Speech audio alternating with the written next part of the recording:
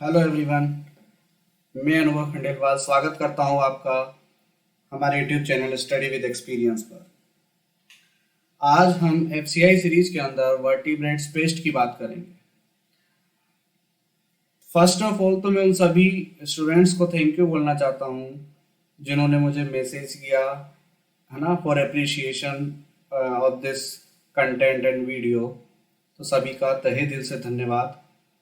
ऐसे ही हमारे साथ जुड़े रहिए और ज़्यादा से ज़्यादा लोगों तक कंटेंट पहुंचाने का प्रयास कीजिए, शेयर कीजिए वीडियो, ठीक है। वर्टिब्रेट पेस्ट आज हम पढ़ते हैं, ठीक है। वर्टिब्रेट का मतलब क्या होता है? देखो,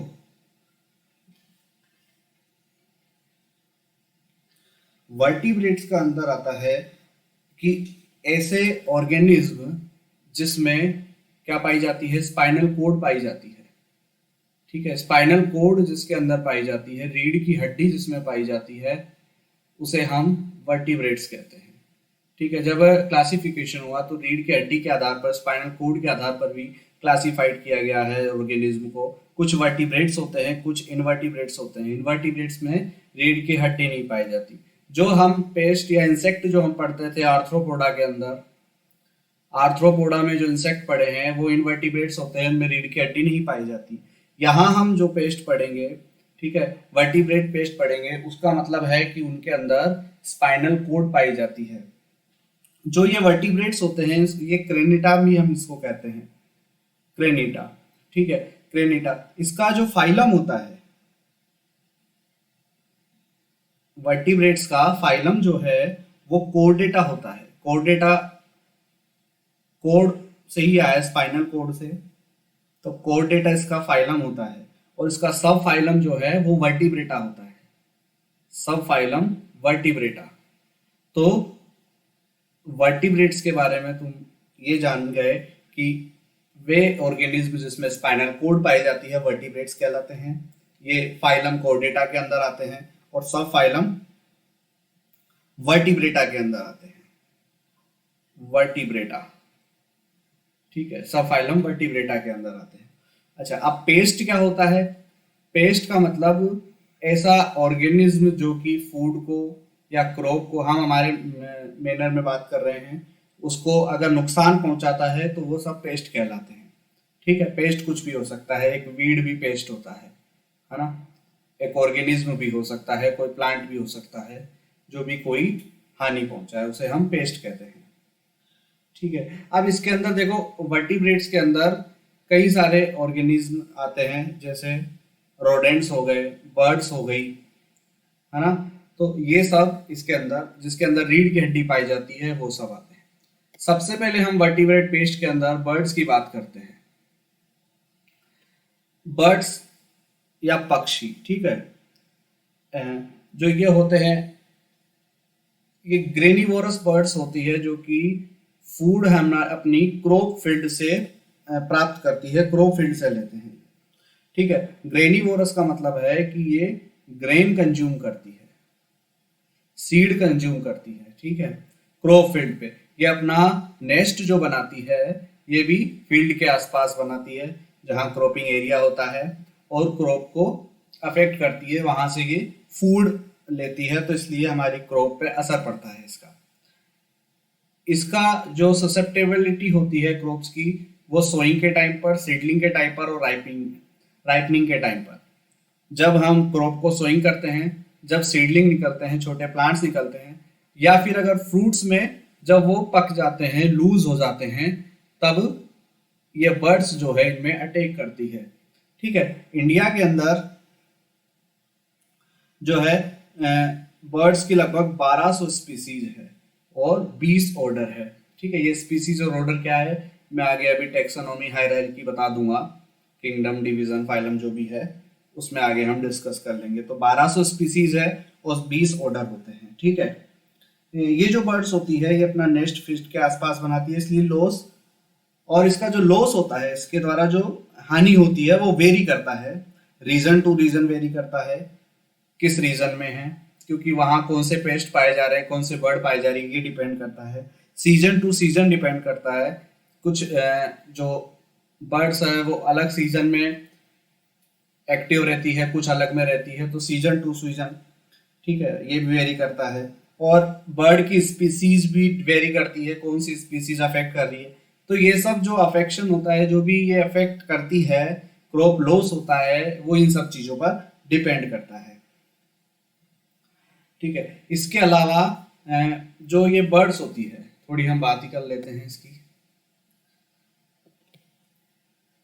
ये जो सीरियल्स जो होते हैं, हमारी खाद्यान्न जो फसलें हैं, उन सीरियल्स को डो स्टेज जब आती है लास्ट में, दूधिया जब स्टेज आती है, जब उसके अंदर सीड जब पकने वाला होता है लेकिन उसमें मॉइस्चर होता है, उस टाइम पर ये ज्यादा अफेक्ट करते हैं। ठीक है, और जो फ्रूट होता है, फ्रूट को ये मेच्योरिंग टाइम पर या राइपनिंग टाइम पर अफेक्ट करते हैं। ठीक है, तभी जब फ्रूट थोड़ा लूज हो जाता है, क्योंकि फ्रूट जब कच्चा रहता है तो वो हार्ड रहता है ना, उसको ये अपनी बीक से या चोंच से पेनिट्रेट नहीं कर पाते हैं, इसलिए ये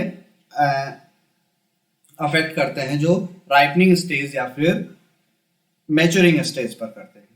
इसके अलावा जो कुछ छोटे पक्षी होते हैं, स्मॉल बर्ड्स जो होती है, स्मॉल बर्ड्स जो है वो जो छोटे दाने वाली सीरियल्स है ना, सीरियल्स पर ज्यादा अटैक करती है, जो स्मॉल सीडेड है, जिनके सीड स्मॉल होते हैं। जबकि जैसे मेज हो गया, मेज जैसी जो लार्ज सीडेड क्रॉप है, उनके लिए या तो उन पर पैरट अटैक करता है या क्रो यानी कौवा अटैक करता है। तो ठीक है, ये क्रॉप टू क्रॉप भी वेरी करता है और स्पीसीज टू स्पीसीज भी वेरी करता है कि कौन सा ऑर्गेनिज्म, कौन सा बर्ड किस क्रॉप पर अफेक्ट करेगा। ठीक है, अब देखो एक रेड बिल्ड क्वेला है और एक रोज रिंग्ड पैराकीट है। ये जो रेड बिल्ड क्वेला है, ये वर्ल्ड की नंबर 1 एवियन पेस्ट है। It is number 1 avian paste of world. ठीक है, वर्ल्ड की एवियन पेस्ट है नंबर 1, मतलब सबसे ज्यादा ये अफेक्ट करती है क्रॉप्स को संसार के अंदर, वर्ल्ड की अगर हम बात करें। लेकिन इंडिया के इंडिया के बारे में अगर हम बात करें तो रोज रिंग पैराकीट, मतलब जो पैरट है, जो तोता है, वो इंडिया का फर्स्ट नंबर का एवियन पेस्ट है। एवियन मतलब उड़ने वाले जो है ना, एवियन पेस्ट है फर्स्ट नंबर का, जो रोज रिंग पैराकीट है। ठीक है, रोज रिंग पैराकीट इंडिया का फर्स्ट एवियन पेस्ट होता है। तो ये दोनों एग्जाम्पल तुम्हें याद रखने हैं। अब हम थोड़ा रोज रिंग पैराकीट की बात कर लेते हैं। ये देखो, पर्ल मिलेट के ऊपर ये भाई साहब बैठे हुए हैं, बाजरे के ऊपर, है ना, पर्ल मिलेट के कोब्स पर ये बैठे हैं और यहाँ ये इनको खा रहे हैं। ठीक है, तो ये बर्ड्स जो है अफेक्ट करती है क्रॉप को। अगर हम बात करें इसकी, तो इसको हम, इसके कॉमन नेम क्या क्या है, और इसको हम तोता कहते हैं, इसको हम पैरट कहते हैं, ठीक है, इसको हम पैराकीट कहते हैं। ओके, अब इसकी टेक्सोनॉमी हायरार्की क्या क्या है, एक बार वो हम देख लेते हैं। देखो, टेक्सोनोमिक हायरार्की क्या होता है, या सिस्टमेटिक पोजीशन क्या होती है। जो कैरोलस लीनियस थे, कैरोलस लीनियस ने 7 भागों में इसको डिवाइड किया है। पहले आता है किंगडम, फिर डिवीजन, या इसको हम फाइलम भी कहते हैं। ठीक है, फिर क्लास, फिर ऑर्डर, फिर किंगडम हो गया,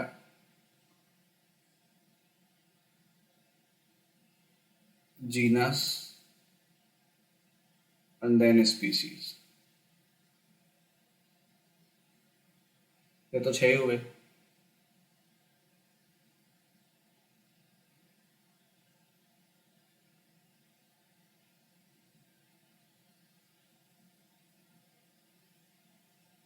एक और छूट रहा है कुछ, है ना, फैमिली, फैमिली छूट रहा है।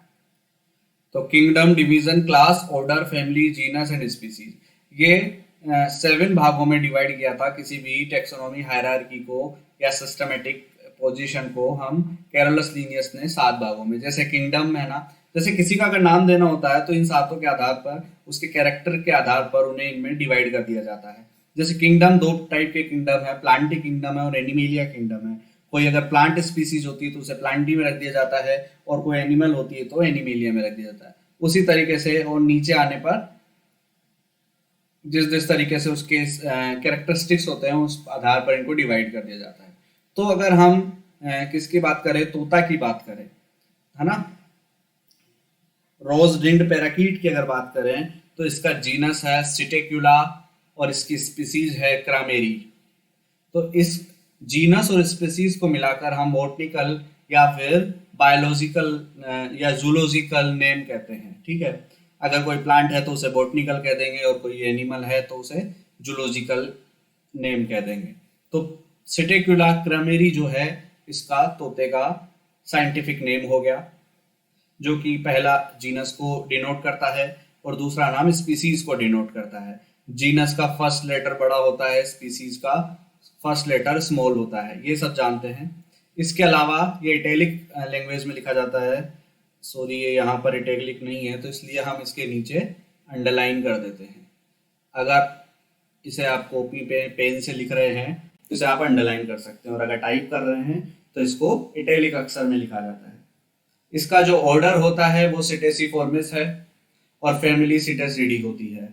तो जीनस सिटेक्युला क्रेमेरी सिटेसिफॉर्मिस सिटेसिडी फैमिली से बिलोंग करता है। कौन? पैराकीट। ठीक है, अब इसके डिस्ट्रीब्यूशन की बात करें तो लगभग सब जगह ही पाया जाता है, इंडिया, पाकिस्तान में, हमारे जितने भी हमारे आसपास के पड़ोसी देश है ना। नॉर्थ ईस्ट और नॉर्थ वेस्ट हिमालयाज में थोड़ा कम पाया जाता है तोता, ठीक है, नीचे ही ज्यादा पाया जाता है। जो ये तोता होता है इसके होस्ट प्लांट कौन कौन से हैं? ये सभी प्लांट्स जितने भी लगते हैं, चाहे वो पल्सेज हो, दालें हो, हमारी सीरियल्स या खाद्यान्न हो, और इसके अलावा चाहे ऑयल सीड क्रॉप्स हो या फिर फ्रूट्स हो, सभी पर ये अपना भोजन वहां से ये लेता है और उन्हें अफेक्ट करता है। ठीक है, आइडेंटिफिकेशन की बात करें तो तोता वैसे आइडेंटिफाई सबको होता है, लगभग 42 सेंटीमीटर लॉन्ग होता है, ग्रास ग्रीन कलर का बर्ड होता है। ठीक है, ग्रीन कलर का, ग्रास ग्रीन कलर का। इसमें मेल और फीमेल के क्या कैरेक्टर है? मेल जो होती है उसकी black and rose pink colour, black या रोज पिंक कलर का होता है, और फीमेल जो होती है वो प्लेन और ऑल ग्रीन होती है, पूरी की पूरी हरी होती है, जबकि मेल ब्लैक और रोज पिंक कलर का थोड़ा बहुत होता है। It is a Swift flyer, यहाँ एक टर्म लिखा है स्विफ्ट फ्लायर। स्विफ्ट फ्लायर का मतलब है कि बहुत ही तेजी से उड़ने वाला। ठीक है, तो तोता जो होता है ये थोड़ा तेजी से उड़ता है, स्विफ्ट फ्लायर होता है। तो male black and rose pink colour का और फीमेल प्लेन और ऑल ग्रीन होती है। अब अगर इसके हम डैमेज की बात करें तो देखो, ये जो तोता होता है ये डैमेज जो है सीरियल्स पर भी करता है, मेज हो गया, ऑयल सीड पे भी करता है, सनफ्लावर हो गया, मस्टर्ड हो गया, फ्रूट्स पर भी करता है, गुआवा पर करता है, आलमंड, पीच पे, तो कई सारी क्रॉप्स पर ये हैवी डैमेज करता है। अगर हम सीरियल्स की बात करें तो सीरियल्स में सोरगम पे सबसे ज्यादा अटैक होता है ना। सीरियल्स में सोरगम पर सबसे ज्यादा अटैक होता है, सोरगम पर सबसे ज्यादा अटैक करता है कौन? पैराकीट या तोता। और अगर ट्री की बात करें तो ट्री में गुआवा, गुआवा जो है इसका फर्स्ट होस्ट है जो कि बहुत ज्यादा इस पर ये अफेक्ट करता है। तो सीरियल्स में सोरगम मोस्ट अबेंडेंट होती है और गुआवा जो है वो ट्रीज में फर्स्ट नंबर पर आता है। ठीक है, देखो एक ऑर्चिड है कर्नाटका का, मुदिग्री, कर्नाटका में एक जगह है मुदिग्री, मुदिग्री कर्नाटका में, मुदिग्री कर्नाटका में गुआवा के ऑर्चिड में लगभग ये 23.5% का लॉस कर देता है, 23.5% का लॉस हो जाता है गुआवा ऑर्चिड ऑफ मुदिग्री कर्नाटका में। तो ये बहुत ज्यादा लॉस करता है गुआवा के अंदर। पंजाब के अंदर तो ये मैंगो पर जो है सबसे ज्यादा अटैक होता है इसका। इसकी हम थोड़ी डिटेल में बात कर लेते हैं। देखो यहाँ लिखा भी है डाइट ऑफ तोता, पैरट की डाइट के बारे में लिखा हुआ है। पंजाब में लगभग 45% सीरियल्स और 38% ट्री सीड्स पर यह पाया जाता है। ठीक है, इसके अलावा थोड़ा अगर मैं इसकी डिटेल की बात करूं तो हमने सोरगम बताया, सोरगम जो है मोस्ट एबेंडेंट क्रॉप है। इसके अलावा गुआवा ट्री जो है ये मोस्ट एबेंडेंट होता है। कर्नाटका में जो गुआवा का ऑर्चिड है वहाँ मुदिगिरी में 23.5% का लॉस होता है। इसके अलावा जो पंजाब है, पंजाब में मेन बर्ड पेस्ट है मैंगो का। मैंगो पर जो भी बर्ड आते हैं उसमें सबसे ज़्यादा पैराकीट, रोज रिंग पैराकीट या तोता का अटैक होता है। ठीक है, और हिमाचल प्रदेश की अगर, और ये जो मैंगो है ये चाहे मेच्योर फ्रूट हो या इमेच्योर फ्रूट हो, ये दोनों पर अटैक करता है। ऐसा जरूरी नहीं है मेच्योर होगा तभी अटैक करेगा, इमेच्योर पर भी कर देता है। इसके अलावा अगर हम हिमाचल प्रदेश की बात करें, एचपी, हिमाचल प्रदेश में लगभग 5 to 12.5% लॉस होता है। 5 to 12.5% loss in Apple orchid. Apple का जो ऑर्चिड है, एप्पल का जो ध्यान है, क्योंकि एप्पल ऐसी क्रॉप है जो ऊपर टेम्परेट रीजन पर होती है।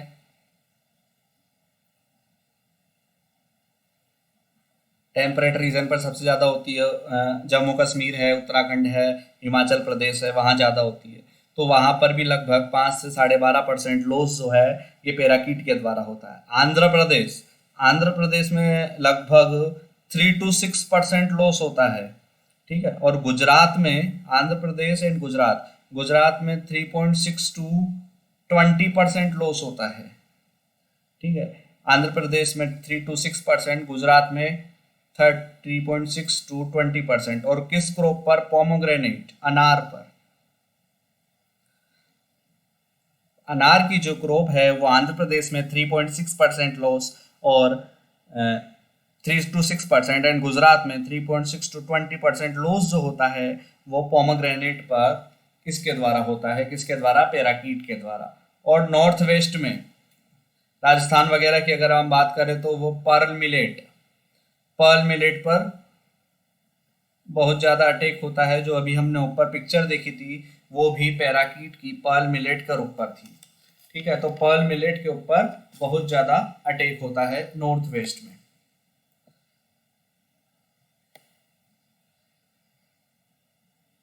इसके अलावा इसकी बायोलॉजी भी थोड़ा देख लेते हैं, यहाँ पर इंक्लूड नहीं है।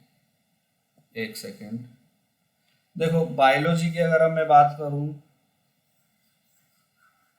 तो इसकी पॉपुलेशन जो है वो फ्लक्चुएट करती है मार्च से नवंबर के बीच में, कभी ज़्यादा कभी कम होती रहती है ना।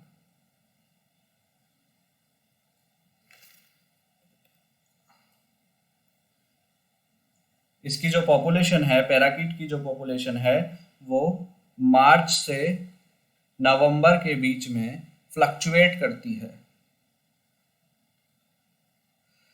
मार्च से नवंबर के बीच में फ्लक्चुएट करती है। इसकी पॉपुलेशन का जो पीक है वो अप्रैल टू जून तक आ जाता है। अप्रैल टू जून तक इसकी पॉपुलेशन का पीक आ जाता है, मतलब ज़्यादा क्वांटिटी में ये होते हैं, और फिर ये धीरे धीरे कम होने लगते हैं और लोवेस्ट होते हैं जुलाई में। ये पॉपुलेशन की बात है। तो मार्च से नवंबर के बीच में फ्लक्चुएट होती है, अप्रैल टू जून तक पीक में होती है और लो होती है जुलाई के अंदर। इसके अगर एग की बात करें तो 4 to 6 प्योर वाइट एग मिलते हैं हमें इससे। 4 to 6 प्योर वाइट एग देती है वन क्लच के अंदर। 4 to 6 प्योर वाइट एग दिए जाते हैं। और इसके अलावा इसकी ब्रीडिंग सीजन की अगर बात कर लो, ब्रीडिंग सीजन वैसे सर्दी वाला जो टाइम है दिसंबर से अप्रैल इसका ब्रीडिंग सीजन होता है। तो इसकी बायोलॉजी में हमने क्या पढ़ा? मार्च से नवंबर में फ्लक्चुएट होती है पॉपुलेशन। इसका जो पीक है वो अप्रैल टू जून में आता है, लोवेस्ट जुलाई में होती है, 4 से 6 अंडे देती है, और ब्रीडिंग सीजन दिसंबर टू अप्रैल होता है। देखो मैनेजमेंट की बात करते हैं। मैनेजमेंट बहुत ज़्यादा ज़रूरी है क्योंकि हमारा मेन लक्ष्य क्रॉप यील्ड को बढ़ाना होता है। तो उसके लिए जो जो भी अटैक करने वाले हैं, जो भी क्रॉप की यील्ड में लॉस करने वाले हैं, हमें उन्हें कम करना पड़ेगा। तो इसके लिए मैनेजमेंट के लिए सबसे पहले अगर मेज कोब्स है, मेज के जो दाने भुट्टे हैं, उनको ढक दिया जाए। किससे ढक दिया जाए? उसी की लीफ से, है ना, रैपिंग कर दी जाए, लीफ से बांध दिया जाए, है ना, उससे लीफ से ढक दिया जाए ताकि उस पर आकर पैराकीट अटैक ना करे। गुलेल का यूज किया जाए उनको डराने के लिए। इम्पटी टीन को बजाया जाए, है ना, टीन ले लो कोई भी और एक डंडा ले लो और बजाते रहो। तो make noise with empty tin. इसके अलावा एक रिफ्लेक्टिव रिबन्स आती है, कुछ इस तरीके की रिबन्स होती है वो, और उन रिबन्स को पोल के ऊपर गाड़ दिया जाता है 0.5 centimetre above to the crop. Crop से 0.5 सेंटीमीटर अबव। इसमें क्या होता है कि वो चमकती है और बर्ड इससे थोड़ा डर जाता है ना। मैं इसकी अगर मैं बात करूँ रिफ्लेक्टिव रिबन की, जो ये पॉलिएस्टर फिल्म्स होती है, पॉलिएस्टर फिल्म्स की बनी होती है ये, ठीक है। 1.5 सेंटीमीटर लगभग इनकी विड्थ होती है, 1.5 सेंटीमीटर, 1.5 सेंटीमीटर।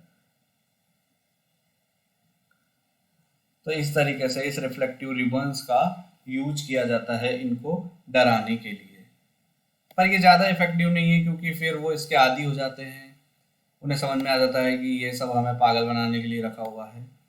तो ये ज़्यादा यूजफुल नहीं है। इसके अलावा आप यूज़ कर सकते हो मेलाथियोन 5% डस्ट को कोब्स के ऊपर अगर हम छिड़काव कर दे तो उससे भी कुछ हद तक पैराकीट का अटैक रुक जाता है। सीड ट्रीटमेंट कर दो थायरम एंड कॉपर ऑक्सीक्लोराइड से।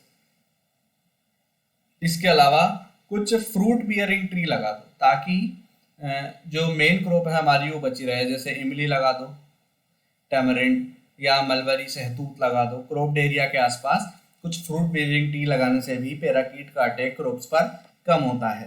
तो ये मेजर मैनेजमेंट अप्रोचेस की जाती है पैराकीट को रोकने के लिए। आज की क्लास में केवल ये रहेगा। नेक्स्ट क्लास में हम हाउस स्पैरो के बारे में, रोडेंट्स के बारे में, है ना, स्टडी करेंगे।